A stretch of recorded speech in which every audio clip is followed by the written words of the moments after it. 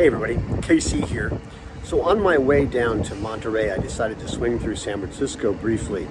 A friend of my daughter's, somebody who grew up next door to us, she's a medical student here, and I hadn't seen her in a while. I figured take her out for a cup of coffee.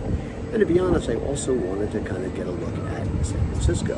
After all, you know, when you read the papers and stuff like that, everybody seems to describe it as this dystopian hellscape. But it's interesting. I'm in a section of San Francisco, and there's no question that downtown San Francisco has its challenges, like crime, homelessness, things like that. But this is also San Francisco.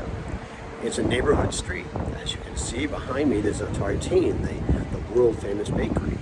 And if you walk up and down this street, there are restaurants, there are shops, there are people going about their business on a day-to-day basis. If you look in that direction, and I'll turn around and you can see it, is Golden Gate Park, just down over there. And what happens is people are going there, and they're taking walks and riding bicycles, and there are kids playing, and there's museums and exhibitions and places where people are listening to live music. My point is that things are not always what they seem.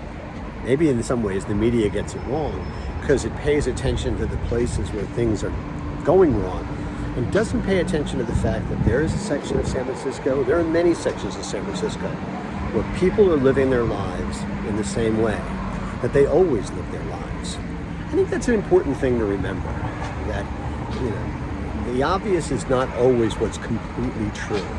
Sometimes you have to peel back the cover a little bit and get a better sense of what a place is like and understand that, you know, things are complicated. Not to say that California doesn't have its problems. Listen, I've always had a pro-California bias. I love it here. But this is the kind of part of San Francisco that I love. It's a community.